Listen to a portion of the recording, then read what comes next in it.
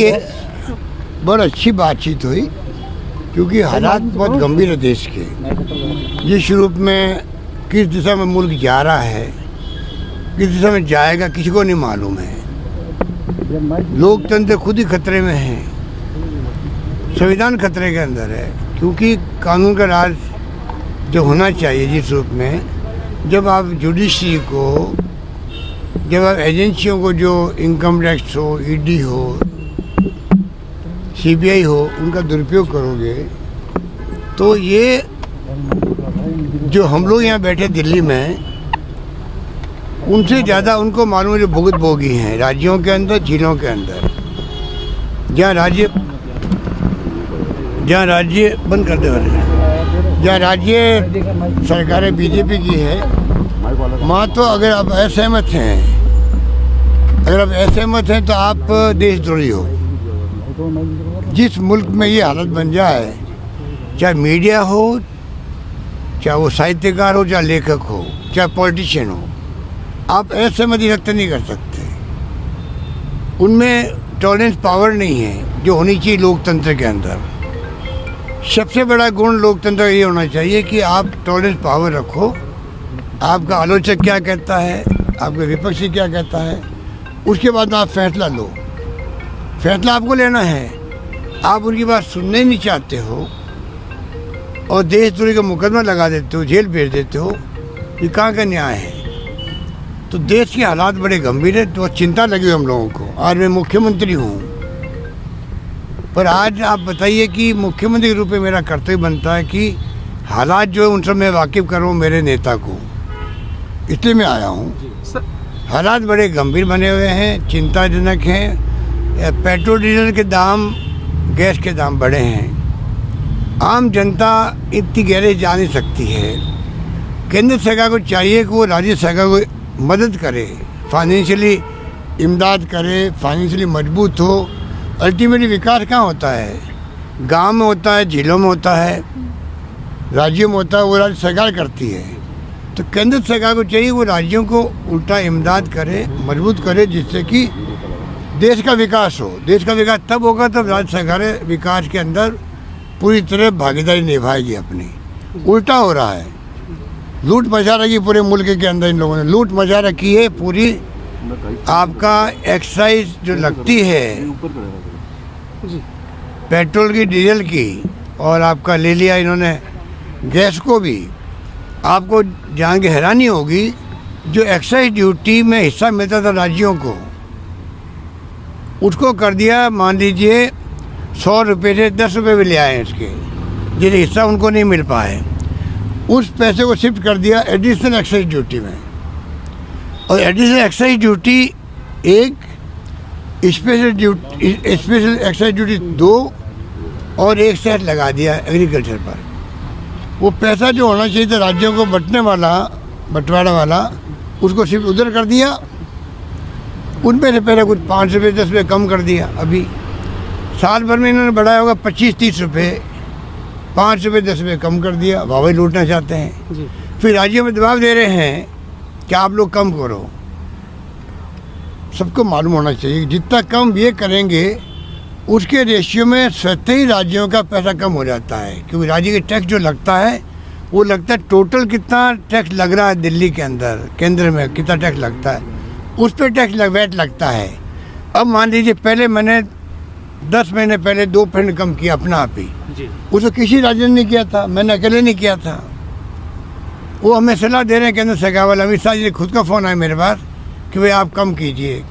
Cabinet secretary का phone आया हमारे चीफ सेक्रेटरी के पास में कि आपके यहाँ वेट कम होना चाहिए। उनको पूछो, 2% हमने कम अपनी मर्जी से किया था, अपने पब्लिक इंटरेस्ट में किया था।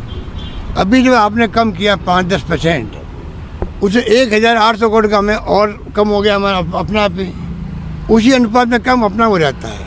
हम इनसे मांग कर रहे हैं कि आप 10% और कम करो पेट्रोल के अंदर, 15 रुपये कम करो डीजल के अंदर, उससे 3500 करोड़ और हमारे कम होंगे राज्य के, राजस्थान राज्य के। वो हमें मंजूर है। हम खुद चाहते हैं पब्लिक को राहत मिले, महंगाई कम हो। बजट हमारे बन गए हैं।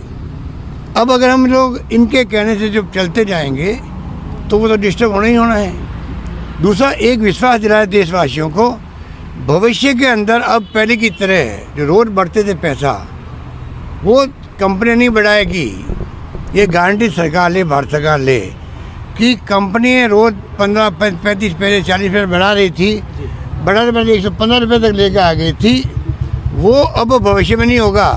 ये केंद्र सरकार को विश्वास दिलाना चाहिए देश को, देशवासियों को, तब महंगाई कम होगी। अभी सब क्या सोच रहे हैं कि हम अगर कम भी कर देंगे पैसा और वापस बढ़ना शुरू हो जाएगा तो हमारा क्या होगा। तो महंगाई जितनी कम होनी चाहिए वो हो नहीं पा रही है, ना हो पाएगी।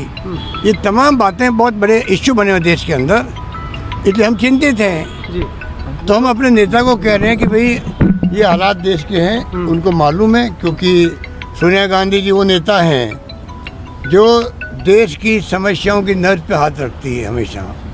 इसीलिए जब यूपीए गवर्नमेंट बनी थी वो ऐतिहासिक काम हुए हैं जो कोई सोच नहीं सकता। आज नरेगा है, नरेगा ने देश को बचा लिया, वरना कोरोना के अंदर कितने लोग मर जाते, कोई सोच नहीं सकता था।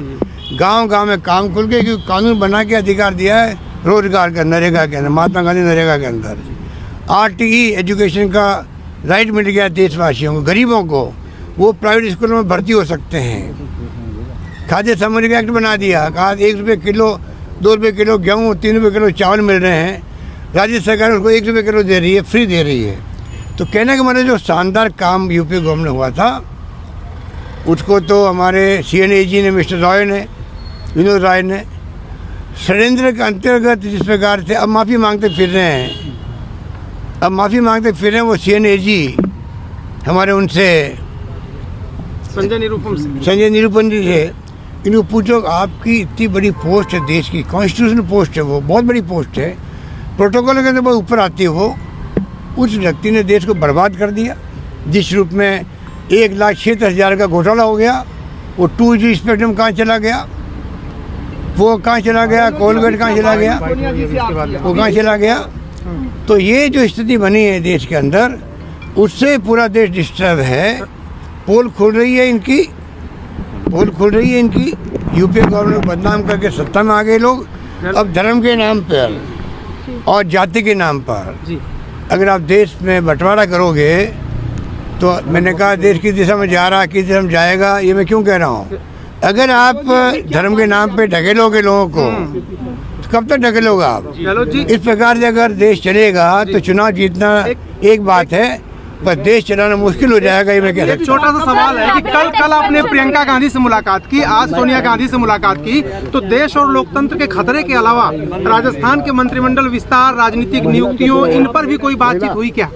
ये तो देखिए, तो जब कभी हम लोग मिलते हैं, अजय माकन जी हमारे जनरल सेक्रेटरी भी हैं, वेणुगोपाल जी संगठन महामंत्री हैं, प्रियंका जी भी उस वक्त में बड़ी भूमिका अदा की थी। वे सब लोग एकजुट रहो।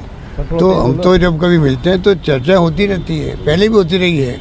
पर मैं आप सबसे आग्रह करूंगा थोड़ा सब्र रखें, आप लोग थोड़ा सब्र रखें। मीडिया वाले चला चला के इतनी न्यूज़ें देते हैं बड़ा बड़ा करके कि और डेट घोषित कर देते हैं, जो डेट मुझे नहीं मालूम होती है। अखबार में पढ़ता हूँ मैं कि इस तारीख को, 28 तारीख को रिसफल हो रहा है।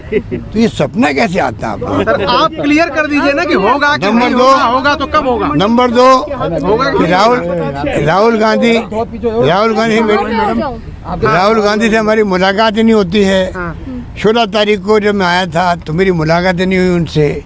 और अखबार के लोग लिखते हैं राहुल गांधी ने अशोक गहलोत को डांट पिला दी, राहुल गांधी उसकी तरफ भी देखा, राहुल गांधी ने ये सुझाव दे दिए। जब राहुल गांधी मीटिंग में नहीं है, मिले ही नहीं हम लोगों से, कैसे दे सकते हैं? ये कमेंट ही कैसे आ सकती है? भाई कोई अंदर वीडियो लगे हुए हैं, कैमरे लगे हुए, क्या होता है? इतनी क्रेडिबिलिटी मैं समझता हूँ मीडिया वालों में आग्रह करूँगा। मैं तो मेरा बचपन से मीडिया फ्रेंडली रहा हूँ, और मीडिया उसके बाद में ही अगर इस प्रकार की स्टोरी देगा तो मीडिया की क्रेडिबिलिटी कम होती है। अब होगा कि नहीं सर मंत्रिमंडल विस्तार, ये बताइए आज क्या मुलाकात में क्या अब होगा कि नहीं? कैबिनेट रिशफल होगा या नहीं होगा, सिर्फ हाँ या ना इसमें जवाब होगा, और होगा तो कब होगा? देखिए, तो हाईकमान तय करेगा कि कब रिशफल होना है। हमने छोड़ दिया हाईकमान पर।